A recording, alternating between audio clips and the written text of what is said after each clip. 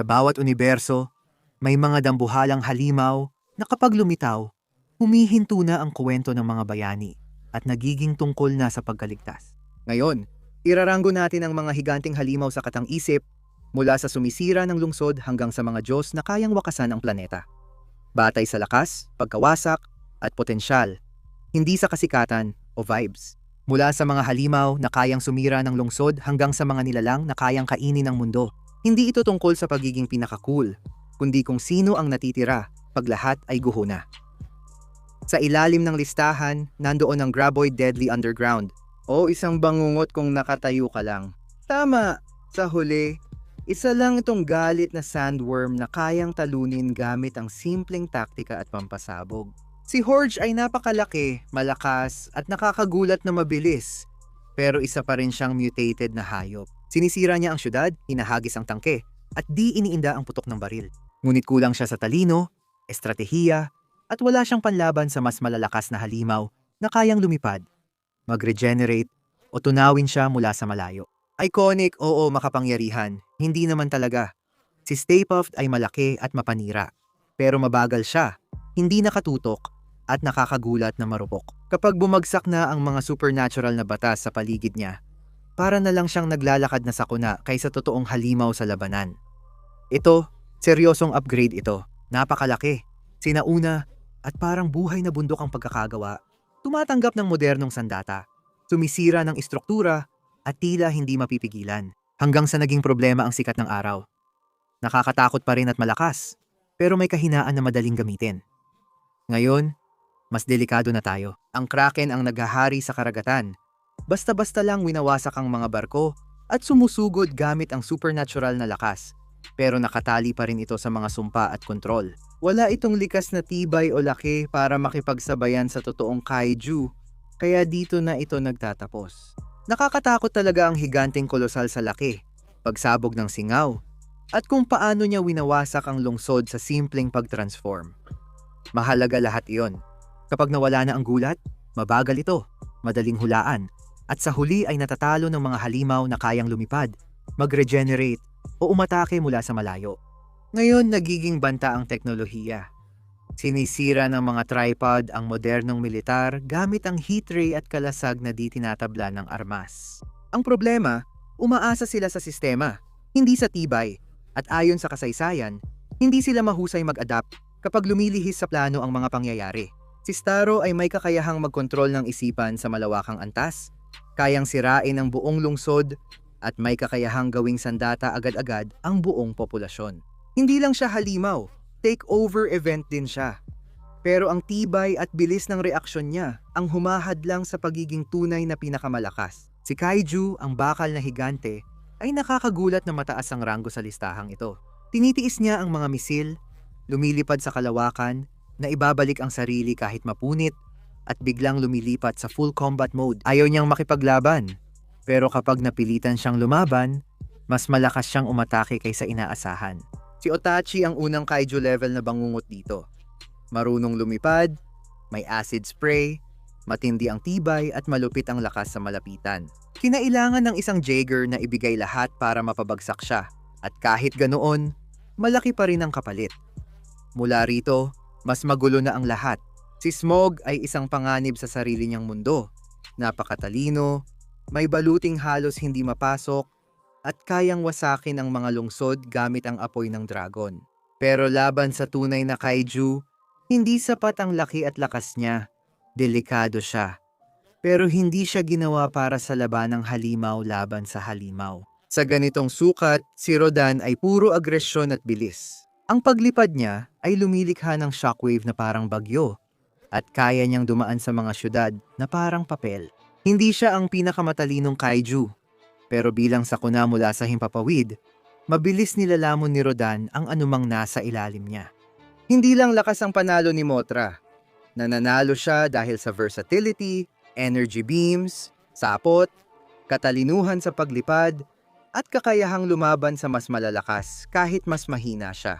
Nakipaglaban siya sa mga kalabang kasing lakas ni Gojira at nabuhay. Huwag kailanman maliitin ang Reyna's Lantern. Isa siyang tunay na halimaw, Isa sa pinakamalaki at pinakamatibay na kaiju na ipinakita sa pelikula. Ginawa siya para talunin ang mga Jaeger sa harapang labanan.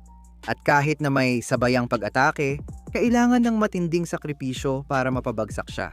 Sa ngayon, kaharap na natin ang mga halimaw na maaaring magdulot ng pagkalipol.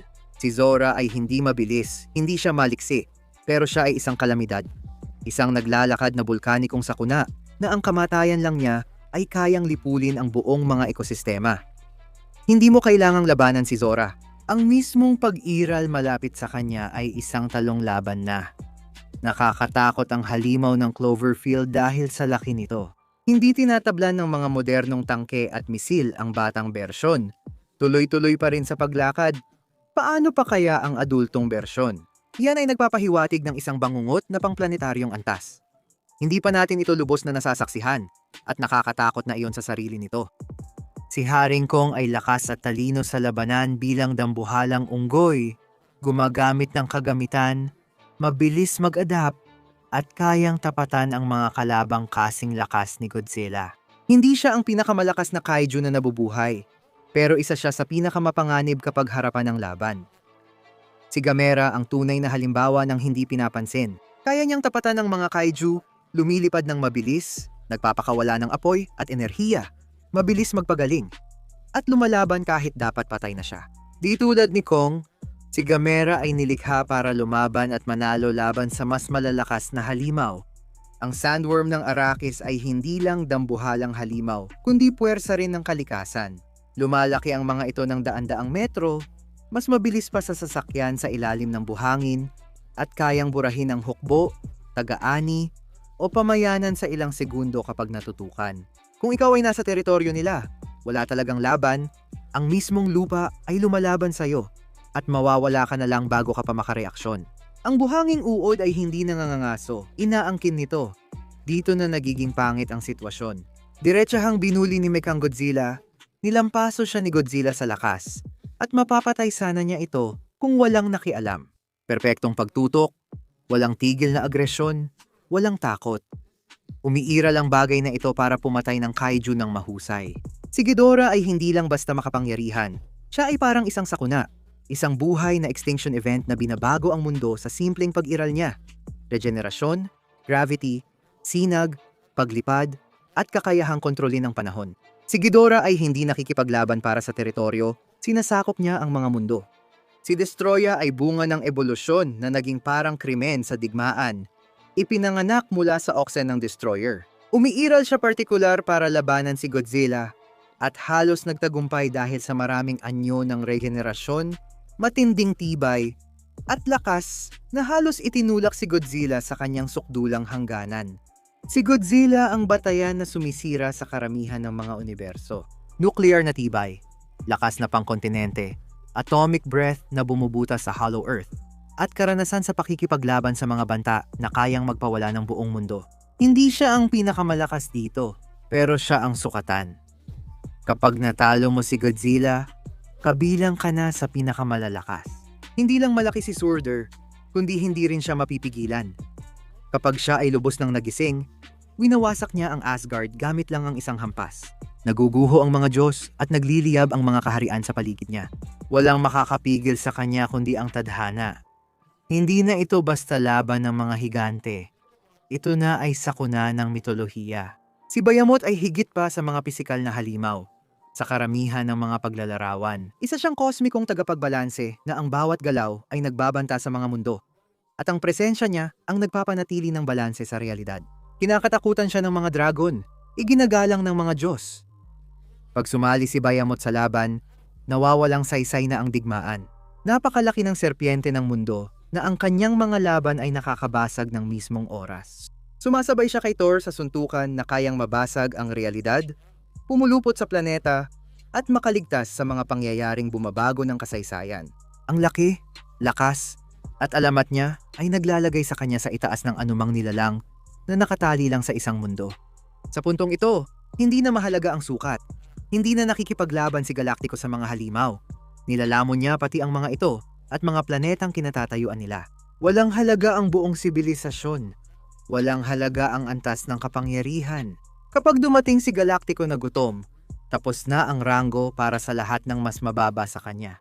Si Unicron ang pinakamalakas na halimaw sa listahang ito at dahilan ng pagtigil ng listahan. Hindi siya isang nilalang na lumalaban sa mga syudad o Diyos o kahit mga planeta. Siya mismo ay isang planeta, isang kosmikong singularidad. May layunin. Mga mundo ang kanyang gasolina, sibilisasyon ay tila kalorya lang. Sa live-action canon, ang paggising niya ay nagbabago ng realidad. Binubulok ang mga Diyos at pinapaling ang kapalaran ayon sa gusto niya. Hindi mo kayang talunin si Unicron sa patas na laban. Pwede mo lang siyang pigilan, ikulong, o ipagdasal. Tumingin siya sa ibang direksyon. Lahat ng nasa ibaba niya ay umiiral sa loob ng sukat na kanyang ginagalawan. Hindi na nanalo si Unicron sa laban, kundi siya ang nagtatapos ng mga panahon. Pero ano sa tingin nyo? Magkomento kayo sa ibaba. Alam kong marami kayong opinyon at nararamdaman tungkol dito, sigurado ako dyan. Baka nanatili ka hanggang dulo at natapos mo ang video, ang galing mo.